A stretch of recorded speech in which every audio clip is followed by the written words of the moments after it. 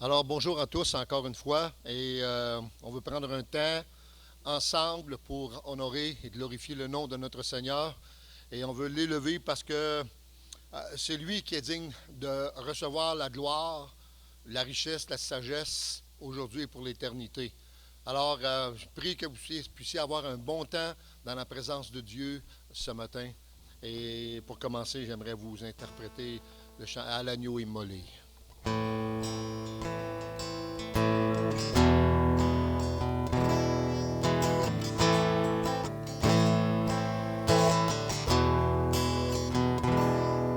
Toi seul, tu es digne d'ouvrir le livre de Dieu, car tu as racheté pour Dieu des hommes de toutes les nations.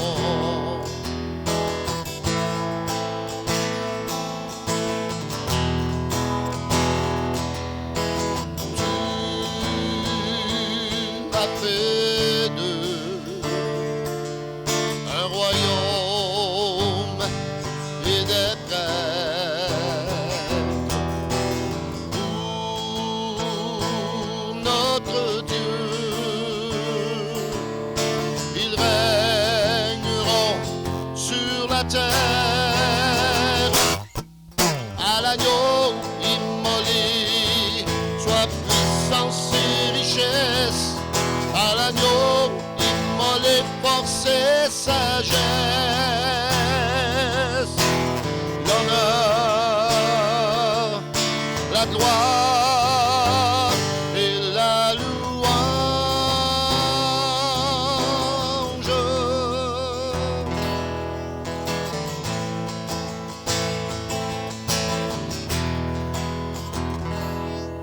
Toi seul,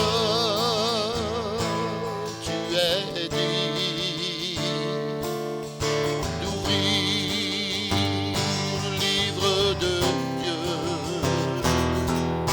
car tu as racheté pour Dieu des hommes de toutes les nations. Tu as fait d'eux un royaume et des prêtres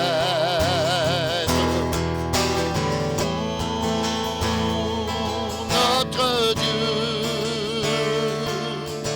Nous régnerons sur la terre à l'agneau immolé, soit puissance et richesse, à l'agneau immolé, force et sagesse, l'honneur, la gloire,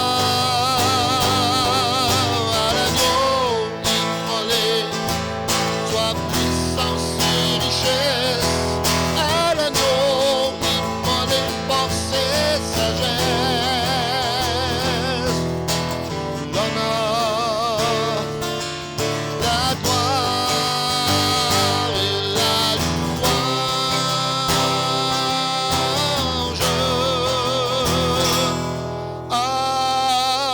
Amen.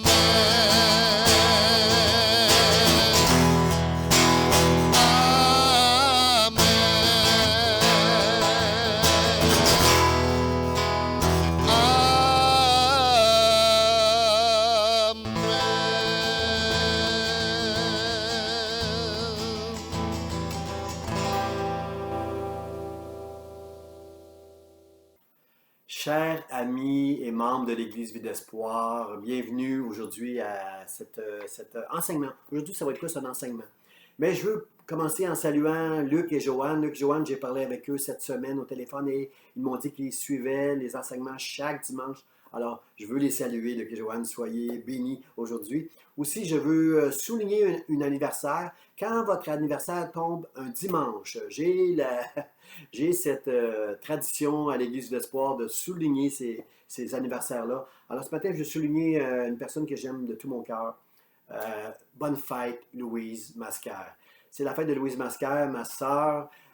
Et aujourd'hui, Louise, le pasteur et ton frère veulent s'unir ensemble pour te dire combien ils t'estiment, combien nous t'apprécions, nous t'admirons, Louise. Parce que Louise, ma sœur Louise a connu le Seigneur il y a au-delà de 35 ans. C'est elle qui m'a introduit, c'est elle qui m'a fait connaître Jésus en m'invitant à l'Église.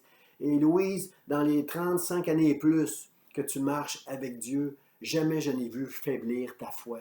Louise, pour moi la directrice de l'école du dimanche idéale. Depuis toutes ces années que tu occupes ce poste, Louise, avec zèle, avec foi, avec consécration, Louise, le ciel seulement va révéler le fruit de ton amour, de ta consécration pour ses enfants et de ton obéissance à la foi. Aussi, Louis, je veux dire comment je suis admiratif devant tout ce qui prend place avec ce ministère qui s'appelle Action Secours Vie d'Espoir. Tout le soin que vous prenez pour les personnes qui sont dans le besoin. Je vois le miracle de Dieu, je vois la main de Dieu, je vois Nous sommes des personnes imparfaites. Oui, tu vas être la première à le reconnaître avec moi.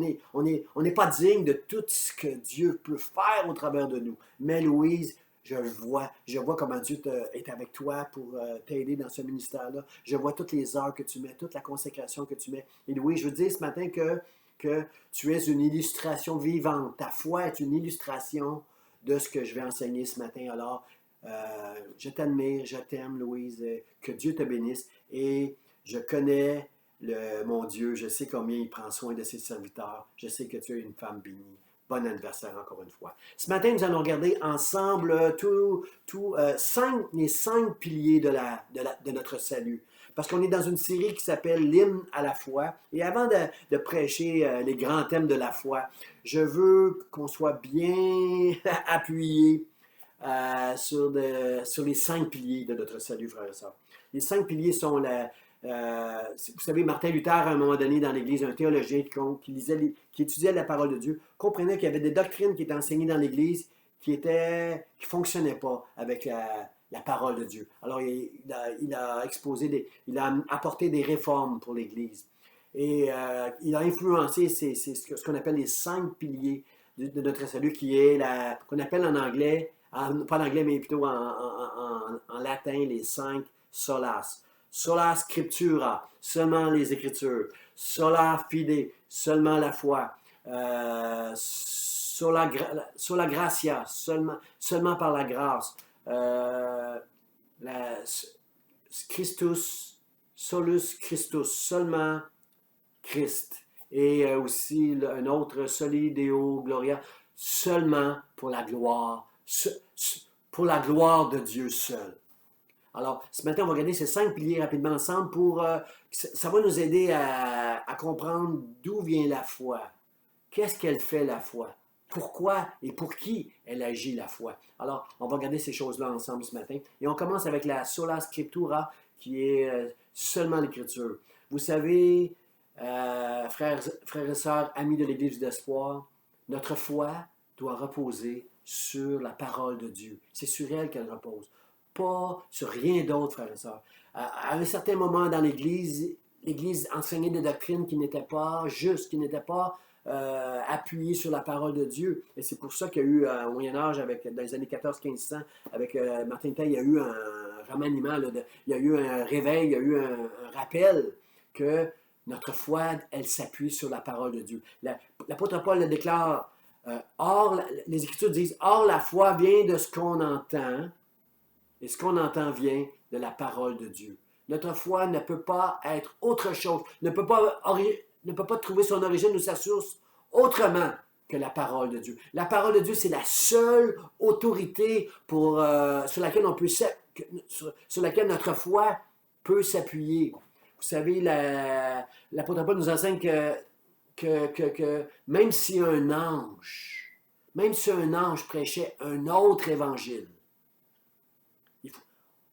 que cet ange soit anathème, que cet ange soit excommunié. Ne recevez pas, même si un homme venait qui ressemblerait à un ange puis qui prêcherait un autre évangile, Paul dit non, aucun autre évangile que celui que Jésus a prêché, que Paul, avec l'aide du Saint-Esprit, a développé dans ses lettres aux églises, dans ses épîtres.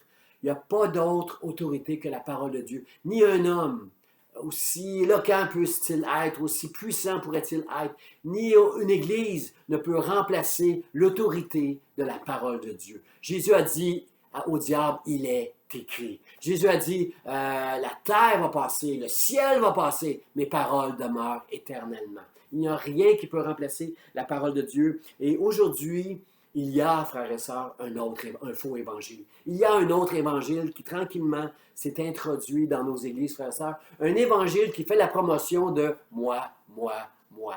Un évangile où on prêche combien tu es important, tout ce que tu peux recevoir de la part de Dieu au travers de des promesses de la Bible.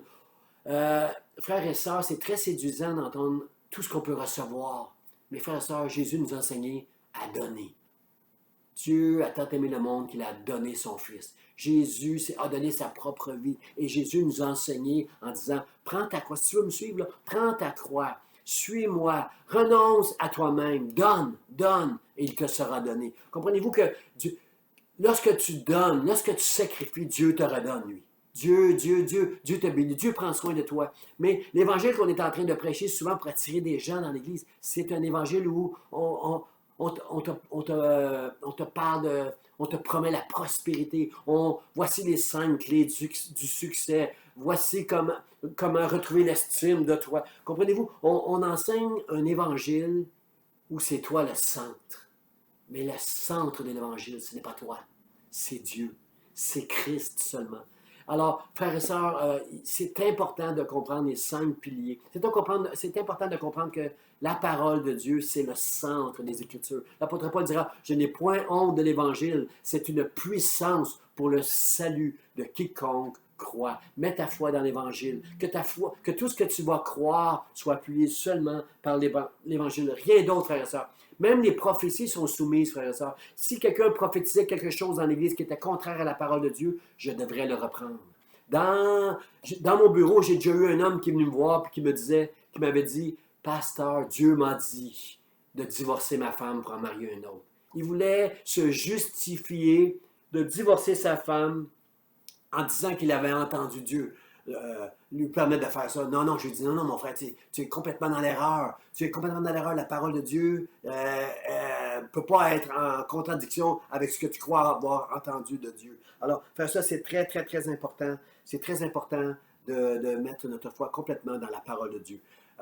Le meilleur passage des Écritures concernant cette vérité, c'est dans 2 Timothée 3,16, quand l'apôtre Paul dit « Toute Écriture est inspirée de Dieu pour enseigner, pour convaincre, pour instruire, pour corriger. Toute parole, toute l'Écriture est inspirée. » Alors, elle est l'autorité, frères et sœurs, qui va nous aider, qui va nous diriger dans notre foi. Deuxièmement, la sola fide, seulement la foi.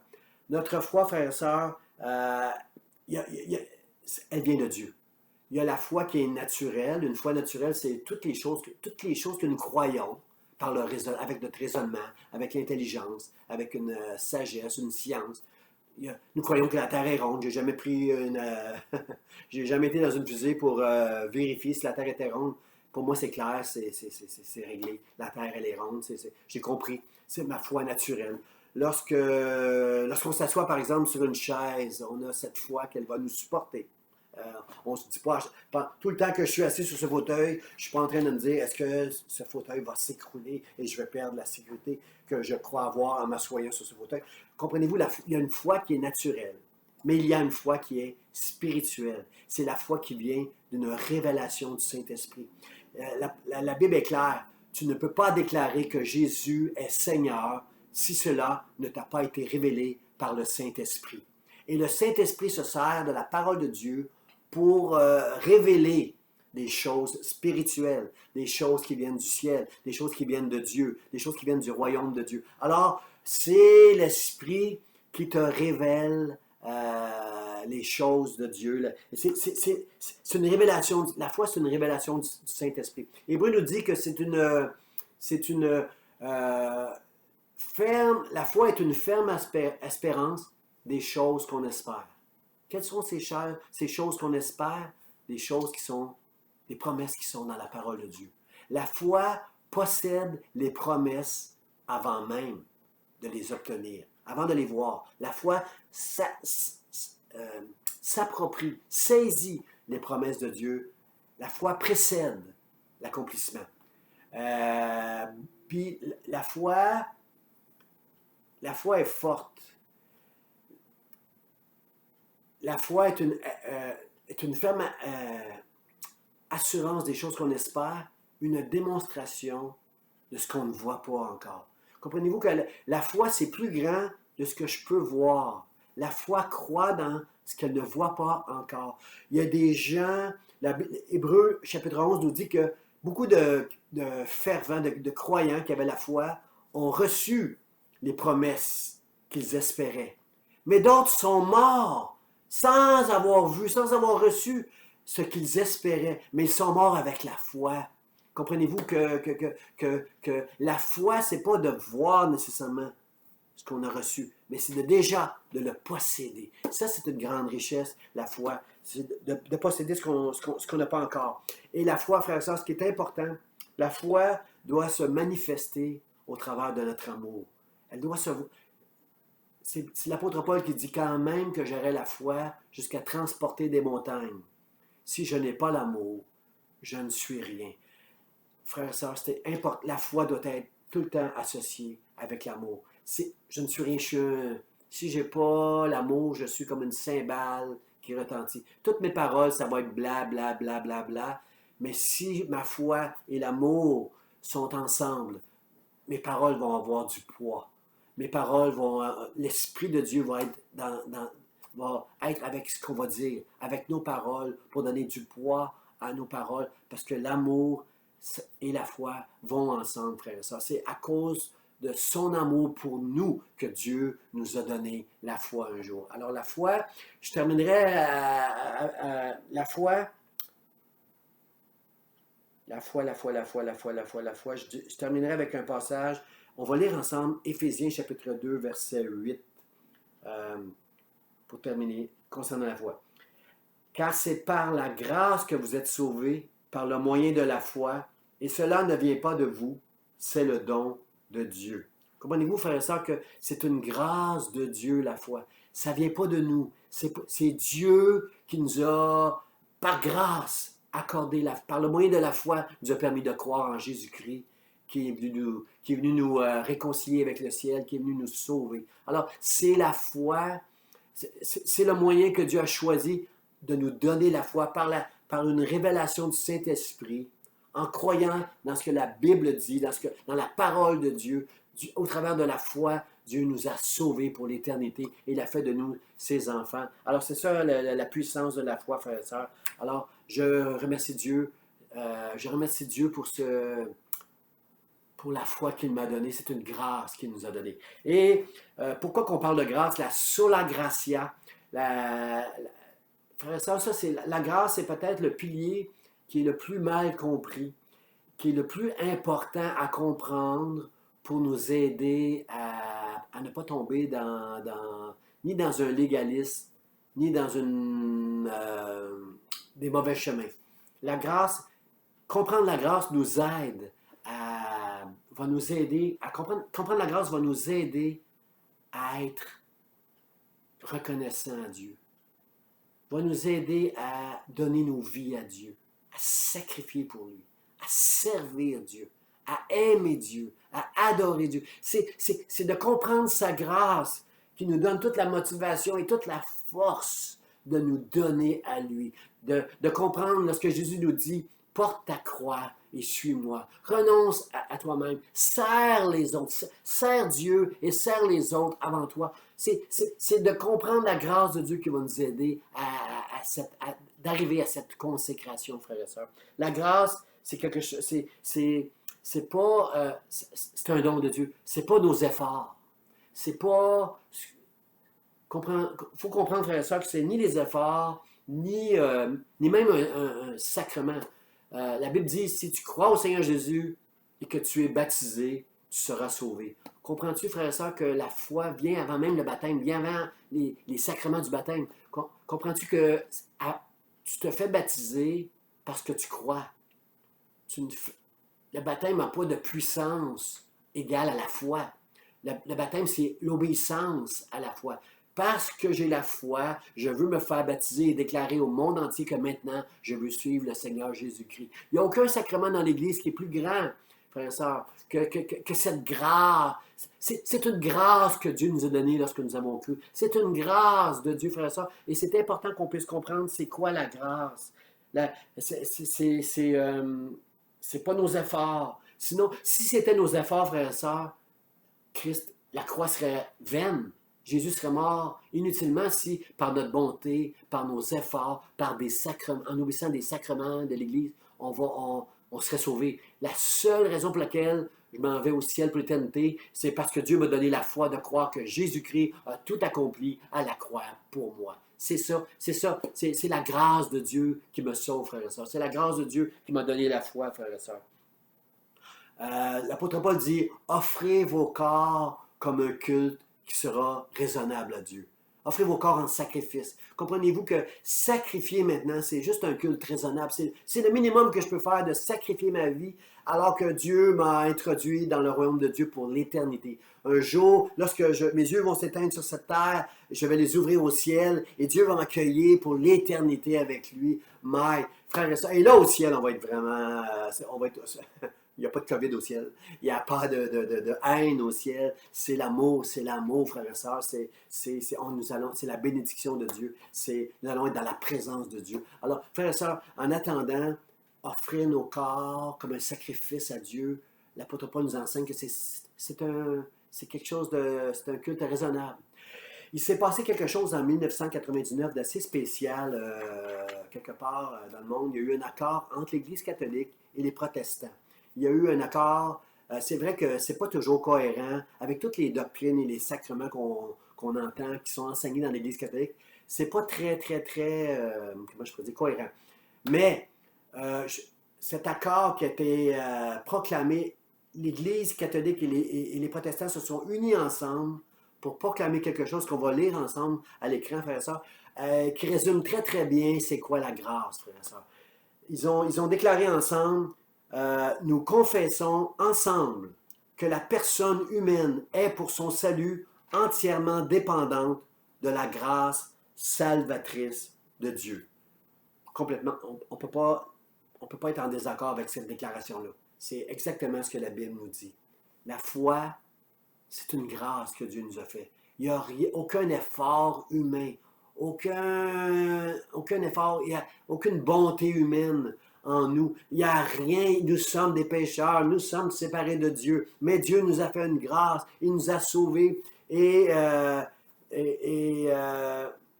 nous confessons que nous, humainement, on ne peut rien ajouter à ça. C'est Christ qui nous a sauvés, c'est Dieu qui nous a pour son salut et nous sommes dépendants de la grâce salvatrice que Jésus a accomplie à la croix, à ma place. Alors c'est ça la grâce de Dieu. La grâce de Dieu, c'est pas mes œuvres. Mais cependant, comme j'ai prêché la semaine passée, je rejoins complètement l'apôtre Jacques qui dit, ce n'est pas montre-moi ta foi et moi je vais te montrer mes œuvres. Comprenez-vous que c'est pas que les œuvres ont le même poids que la foi, mais tu ne peux pas avoir la foi sans des œuvres, sans une reconnaissance à Dieu, sans une consécration à Dieu. Comprendre que tu n'es pas digne de recevoir la grâce de Dieu. Comprendre que Dieu t'a choisi. Comprendre que Dieu t'a fait une faveur, un don, un cadeau en te donnant la foi. Et que maintenant tu t'en vas au ciel pour l'éternité. Comprendre cette chose-là ne peut pas faire autrement que de déclencher à toi le désir de « Seigneur, Seigneur, je veux te servir. Oh Seigneur, merci. Merci pour tant de grâce en mon égard. Dieu, je veux te servir, je veux t'adorer. » Alors il y a quelque chose qui va se déclencher en nous, c'est sûr. Par rapport à cette grâce que nous avons. Cette grâce ne peut jamais s'appuyer sur ce que nous pouvons faire pour Dieu, mais sur ce que Dieu a fait pour nous en envoyant son Fils à la croix. Tout ce que Jésus a fait pour nous. Frères et sœurs, la grâce, il doit y avoir un fruit à cette grâce-là. Moi, il y avait une blague chez moi. Il y avait une blague que je fais souvent avec mon épouse. Lorsque plus jeune, on était mariés, puis elle me disait « Chérie, est-ce que tu m'aimes? » Je disais « Bien sûr, chérie, bien sûr que je t'aime. Je t'ai marié. » C'était ma réponse. Alors, c'était pas fort. C'était pas fort. Aujourd'hui, ma femme prend sa revanche. Lorsque c'est moi qui lui demande, chérie, m'aimes-tu? Avec le désir d'entendre, oui, oui, je t'aime, je ferai n'importe quoi pour toi. Lorsque je lui dis, m'aimes-tu? Elle me dit, chérie, je t'ai marié. Vous savez, frères et sœurs, c'est plus que aimer Dieu. Aimer Dieu, c'est plus que venir à l'église une fois semaine. Aimer Dieu, c'est de se consacrer à lui, de comprendre au travers des Écritures et de la révélation du Saint-Esprit tout ce qu'il a fait par amour pour nous, tout ce qu'il nous a accordé dans sa miséricorde, toutes ses grâces. Je lisais la semaine passée, je lisais Jacob qui disait « Oh Dieu, je suis trop petit pour toutes les grâces et la fidélité dont tu as usé envers moi. » Lorsque tu reçois la grâce de Dieu, on devrait être comme Jacob, lorsqu'on considère que je ne suis pas digne, je ne mérite pas tout ce que Dieu m'accorde, mais Dieu le fait, Dieu me bénit, et moi en retour, je veux le servir. Moi en retour, tu es si bon, Seigneur, je ne pourrai jamais redonner tout ce que tu m'as donné, mais je veux te servir, je veux t'adorer, je veux être à ton service, je veux me consacrer, je veux sacrifier ma vie maintenant pour toi et pour les autres dans le nom de Jésus. Alors Seigneur, merci. Merci pour toute cette grâce que tu me donnes. Frères et sœurs, je raconte souvent, lorsque je vais visiter des malades qui sont en fin de vie, des gens souvent qui n'ont pas, souvent des gens qui ne connaissent pas Dieu. Il m'est arrivé souvent de rencontrer des gens, d'aller visiter des gens qui ne connaissaient pas Dieu en fin de vie. Et l'histoire que j'aime le plus leur raconter, pour les amener à la foi, c'est l'histoire du larron. Le larron qui était sur la croix avec Jésus, qui a cru en Jésus à la croix et à qui Jésus lui a dit « Aujourd'hui, tu seras avec moi au paradis » parce que Jésus a pu voir la foi dans ce larron-là. Et ce que j'aime enseigner, c'est que ça ne s'appuie... Le larron n'a rien fait. Il a fait le mal toute sa vie. Et là, il est sur la croix. Il a un jugement qui est juste. La loi punit cet homme avec un jugement. Il va perdre... il va être crucifié. Il va souffrir. Il va mourir pour les péchés qu'il a faits. Mais à cause de sa foi en Jésus-Christ, il s'en va au ciel. Parce qu'il a mis sa foi en Jésus. À la in extremis, à la fin de sa vie. Juste au bon moment, là, avant de mourir, il a dit « Seigneur, je crois en toi ». Alors, comprenez-vous, frères et sœurs, que la foi ne repose sur aucune œuvre. Ce larron n'a même pas eu le temps d'être baptisé. Alors, ce ne sont pas sur les œuvres ce n'est pas par les œuvres que ce larron a été sauvé, mais c'est strictement basé sur la foi et la grâce de Dieu. Mais cette histoire-là, je ne la raconterai jamais à un nouveau croyant. Un jeune homme, une jeune femme, peu importe votre âge, lorsque vous venez à la foi, je ne veux pas parler du larron. Je veux parler plutôt de ceux qui ont tout abandonné pour suivre Jésus-Christ.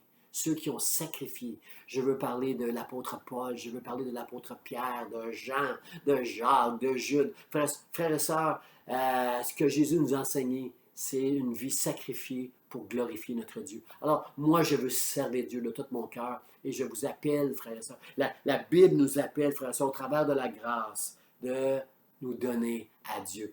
Si tu as reçu la grâce, ta vie est une grâce. Chaque jour, c'est une grâce que Dieu nous donne. Un temps merveilleux, une chance, un moment pour lui donner toute la gloire, pour le servir, pour l'honorer, pour l'adorer, pour l'aimer. Alors mon frère, ma soeur, je te demande de considérer la grâce aujourd'hui. C'est un don de Dieu, c'est un cadeau de Dieu pour que tu puisses, pour nous aider à dépendre de lui, pour nous aider à nous approcher de lui et à le servir de tout notre cœur. Aussi, on arrive maintenant à cette... ce quatrième pilier de notre salut, solus Christus, qui veut dire seulement Christ. Et la Bible dit que dans l'Acte des Apôtres, l'apôtre Pierre déclare: il n'y a sous le ciel aucun autre nom par lequel nous devions être sauvés. C'est seulement Christ qui est la porte du salut. Jésus a déclaré: je suis le chemin, la vérité et la vie. Nul ne vient au Père que par moi.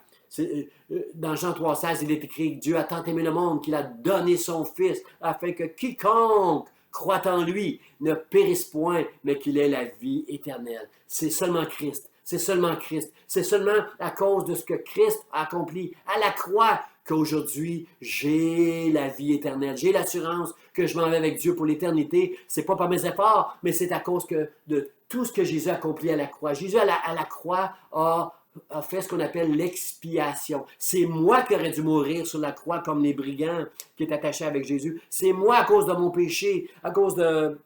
La Bible déclare que nous sommes tous des pécheurs, nous sommes nés avec le péché, même si nous sommes une bonne personne qui fait des bonnes œuvres, nous avons en nous une nature pécheresse qui est séparée de Dieu pour l'éternité. Notre destination, c'est l'enfer, mais Christ est venu sur la croix pour expier à notre place. Aujourd'hui, on appelle ça la justification.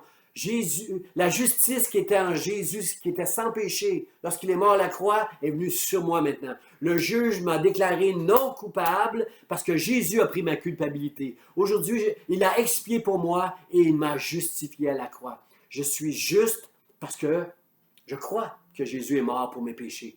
Et cette foi, ce je crois vient de la foi que Dieu m'a donnée par grâce, de croire, comme les Écritures l'enseignent, que Christ est mort pour mes péchés à la croix. Jésus est mort, il y a eu à la croix l'expiation, il y a eu la justification, il y a eu aussi ce qu'on appelle la propitiation. Jésus couvre tous mes péchés passés, présents et à venir. Dans l'Ancien Testament, on apportait des sacrifices aux sacrificateurs, au temple, on appelait des sacrifices pour nos péchés, et le sang qui coulait de ces animaux couvrait nos péchés. Mais ce n'était pas une couverture une fois pour toutes.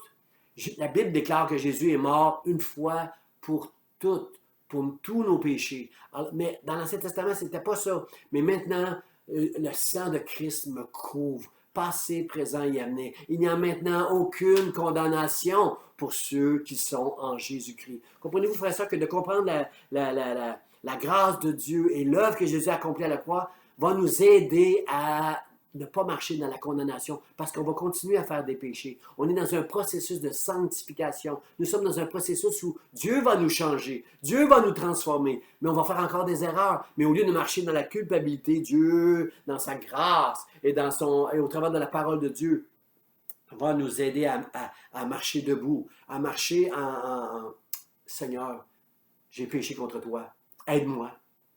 Aide-moi maintenant à marcher d'une manière qui va t'honorer, Seigneur. Puis, on va encore tomber, on va encore faire des erreurs, frères et sœurs. Mais l'amour de Dieu, l'œuvre que Jésus a accomplie à la croix, nous couvre une fois pour toutes.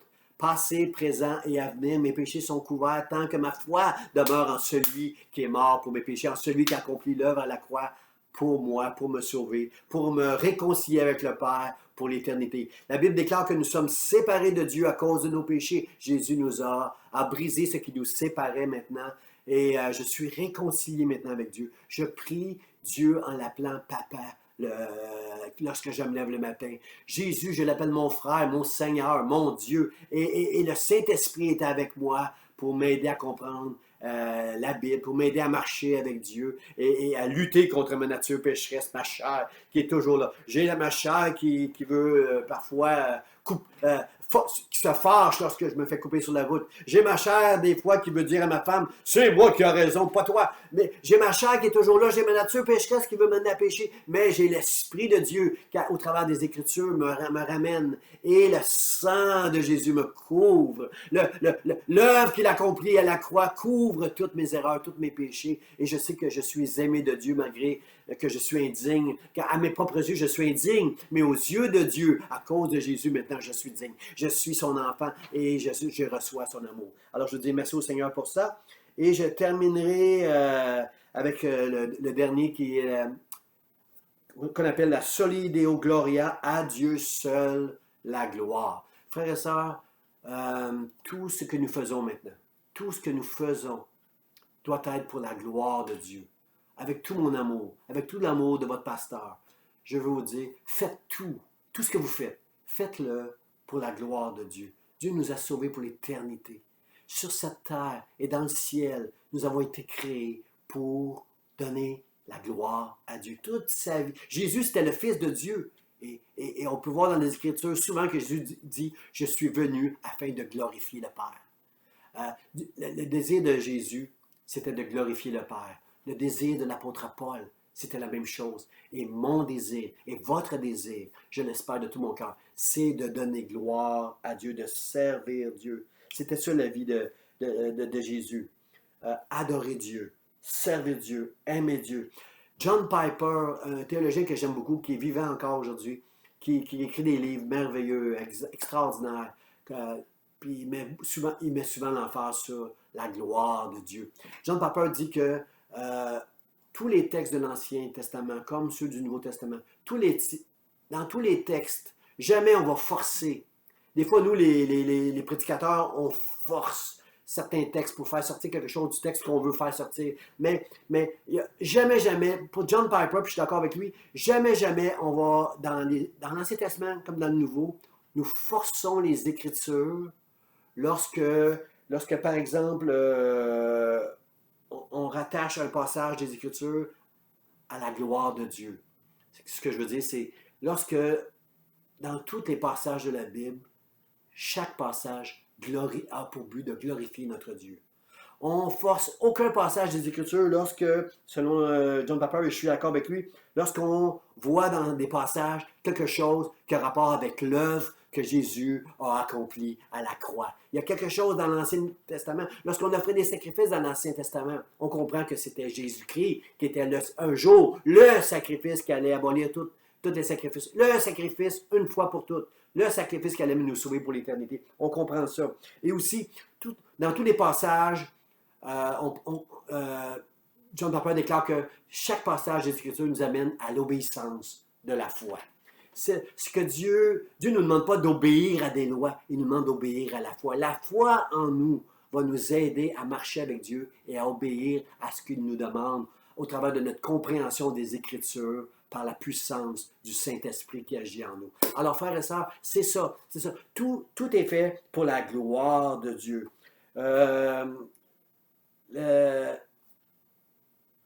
Je terminerai en disant que dans le psaume 19 nous dit ceci, les cieux racontent la gloire de Dieu. Lorsqu'on regarde le ciel, le psalmiste nous dit, les cieux racontent la gloire de Dieu.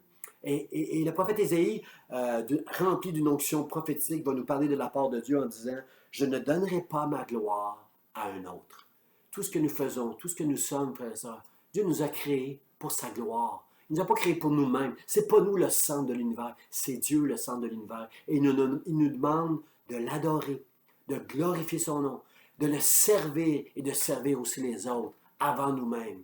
Et il y a un mauvais évangile qui est entré dans nos églises lorsqu'on essaie de nous...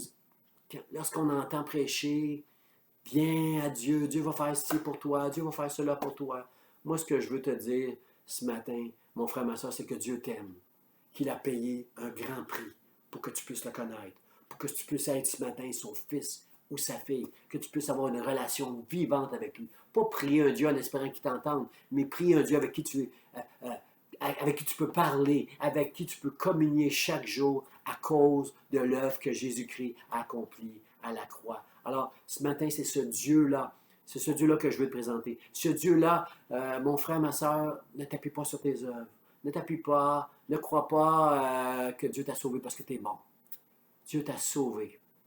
Il t'a donné la foi. Il veut il veut te donner la foi par grâce. Si seulement tu veux reconnaître que tu es un pécheur. Si seulement tu veux reconnaître que tu es loin de Dieu. Peut-être tu es bon, peut-être tu es fin, peut-être tu fais des bonnes œuvres, mais toutes ces choses-là ne valent rien. Frères et sœurs, nous sommes séparés de Dieu à cause de notre nature pécheresse. Nous sommes nés des pécheurs, nous sommes des pécheurs et nous sommes séparés de Dieu. Et ce matin, la seule façon que tu peux avoir cette assurance que tu vas avec Dieu pour l'éternité, c'est en reconnaissant que tu es un pécheur. Et Dieu, lorsque tu reconnais, parce qu'aujourd'hui, dans nos églises, on doit prêcher ça. Plus que toutes les promesses que Dieu veut nous donner, on doit prêcher que nous sommes des pécheurs, que nous sommes séparés de Dieu à cause de notre nature pécheresse. Et que nous sommes, comme le Calvin le dit, totalement dépravés. Oublie tes bontés. Oublie toutes les bonnes choses que tu as pu faire. Nous sommes séparés de Dieu dès notre naissance, parce que nous sommes nés dans le péché, la Bible dit. Et Dieu, dans sa grâce, nous donne la foi avec une révélation de cet esprit. Si tu reconnais que tu es pécheur, si tu reconnais que tu es séparé de Dieu, Dieu va t'accorder cette foi surnaturelle, spirituelle, puissante, qui vient du Saint-Esprit. Il va faire de toi son enfant. Et on appelle ça la nouvelle naissance. Tu ne verras plus les choses de la même façon. Ce n'est pas avec une foi naturelle que tu peux servir Dieu. C'est avec cette foi qui vient du ciel, lorsque tu reconnais que tu es un pécheur, que tu dois... Ma foi reconnaît ma dépendance de Dieu. J'ai une crainte de Dieu en moi. J'ai la crainte que ma chair puisse m'éloigner de Dieu. J'ai une crainte que mon humanisme, d'accorder trop d'importance à moi. C'est Dieu. Dieu seul maintenant que je veux, que je reconnais. Mon Dieu, c'est l'éternel Dieu. C'est lui que je veux adorer. C'est lui que je veux servir. Je lui donne ma vie. Je le remercie de m'avoir sauvé. Je le remercie de m'avoir donné ma foi. Je le remercie pour la grâce qu'il m'a fait un jour de voir que j'étais perdu, que je m'en allais en enfer pour l'éternité et que maintenant je m'en vais au ciel parce qu'il m'a donné cette foi de croire en Christ, dans l'œuvre que Jésus-Christ a accomplie à la croix et que j'ai reçue par grâce pour glorifier son nom. Je terminerai en disant ceci, frère et sœurs. Dans le mot de la fin, on va lire ensemble le Matthieu, chapitre 21, verset 43. Ça dit, Jésus dit, c'est pourquoi je vous le dis, le royaume de Dieu vous sera enlevé et sera donné à une nation qui en rendra les fruits. Est-ce qu'on comprend, frère et sœurs, dans ce texte-là, que Jésus adresse Israël? Israël, un Israël qui n'a pas reconnu que Jésus est le Messie qu'ils attendaient. Israël était très religieux, frère et sœurs, un peu comme les musulmans, un peu comme les témoins de Jéhovah, les catholiques, ou tout mouvement religieux qui observe des règles, des lois, en espérant que Dieu va leur faire la grâce par leurs efforts à être une bonne personne morale, qui obéit à des règles, qui obéit à des lois. Comprenez-vous que beaucoup, en Israël, on disait, moi je suis un fils d'Abraham. Dieu a fait une alliance avec Abraham et avec sa postérité, et je suis un fils d'Abraham, je suis sauvé, et j'obéis à la loi, je m'efforce d'obéir à la loi. Comprenez-vous, frères et sœurs, que Dieu ne nous appelle pas à obéir à la loi, il nous appelle à obéir à la foi. Il nous demande de reconnaître que Jésus est la porte, le seul chemin qui nous réconcilie avec Dieu le Père. C'est le chemin, c'est la vérité, c'est la vie. Au commencement était la parole, et la parole était avec Dieu, et la parole était Dieu, et la parole s'est faite chair. Elle a habité parmi nous pleine de grâce et de vérité, et nous avons contemplé sa gloire. Jésus, c'est la parole de Dieu, frères et sœurs. C'est en lui seulement que tu dois le salut éternel de ton âme. C'est en lui seulement. C'est pas dans la religion, c'est pas en obéissant des lois. C'est en croyant. Si tu crois, tu seras sauvé. Crois en Jésus-Christ. Celui qui ne croira pas sera condamné, mais celui qui croira et qui sera baptisé sera sauvé. Tu dois croire en Jésus-Christ, frères et sœurs. Et le COVID, je crois que le COVID, avec ce texte qu'on a lu ensemble, je vous le dis, le royaume de Dieu vous sera enlevé et sera donné à une nation qui en rendra les fruits. Frères et sœurs, notre foi doit produire des fruits. Je crois que le COVID en ce moment produit deux choses. Dans sa patience, je vais dire chance, là, mais le vrai mot c'est dans sa patience. Le COVID donne la chance à plusieurs personnes qui étaient loin de Dieu, qui vivaient sans Dieu. Le COVID est en train de donner la chance à plusieurs personnes de s'approcher de Dieu. De recevoir cette foi qui va leur donner, qui va leur accorder le salut, en croyant que Jésus est venu mourir pour leurs péchés à la croix. La croix est vaine. Jésus est mort inutilement si tu ne crois pas dans la puissance de la croix. Paul n'avait pas de problème à prêcher aux Corinthiens toujours le même message. Je prêcherai Christ. J'ai loin de moi la pensée de prêcher autre chose que Christ et Christ crucifié, comme je l'ai dit tantôt. C'est pas un problème pour Paul de prêcher ça, et ce ne serait pas un problème pour moi de prêcher à chaque dimanche, chaque fois qu'on est ensemble, ce ne serait pas un problème pour moi. Je n'amènerai pas quelque chose d'obscur sur le reste de l'Évangile si je vous prêche la croix à chaque fois. Paul s'est permis de faire ça et c'est un excellent théologien. Et moi, frères et sœurs, je veux prêcher toute la Bible, mais je veux vous prêcher ce matin que mets ta confiance en Jésus-Christ seul, seulement lui. Le COVID est en train de donner la chance à plusieurs personnes au travers le monde. Le monde entier est éprouvé par le COVID, mais a cette chance, au travers de la patience de Dieu, de remettre sa vie entre les mains de Dieu, de reconnaître que je suis perdu, moi, sans Jésus. Je suis perdu. Je suis fini si je ne crois pas dans cette œuvre que Jésus a accomplie à la croix. Et si tu fais cette confession à Dieu, eh bien, Dieu va par la puissance de son esprit, va te révéler. Il va t'aider lorsque tu vas lire la parole. Il va te sauver. Tu vas recevoir une révélation de l'esprit que Christ, c'est ton sauveur et ton Seigneur maintenant, que lui seul peut te sauver. Et c'est la chance que Dieu donne à ceux qui ont le COVID. Mais à nous les enfants de Dieu qui fréquentons l'Église, qu'un jour on a fait une prière, « Oh Jésus, je t'accepte comme mon sauveur », et qu'on s'appuie sur cette prière. Frères et sœurs, à nous, Dieu est en train, à travers de la COVID, Dieu est en train de nous donner la chance de rendre les fruits. Frères et sœurs, ça ne fait pas de sens qu'on ait la foi et qu'on ne voit pas les fruits de notre foi au travers de notre vie, qu'on ne voit pas cet amour, ce service, cette adoration, cette consécration à Dieu. On doit la voir. Elle ne précède pas la foi, elle suit. Ce sont les œuvres de la foi. Tantôt, je parlais de Mme Mascare. Mme Mascare, pour moi, c'est une illustration d'une femme. Toute sa vie, elle était au service de Dieu. Souvent dans l'ombre. Directrice de l'école du dimanche, on ne la voyait pas beaucoup, là. Elle était toujours dans une classe avec des enfants en train de les enseigner. On ne la voyait pas beaucoup, mais le ciel la voyait. Le ciel était avec elle pour convaincre, pour toucher les enfants avec une parole venant de la parole de Dieu par l'Esprit Saint.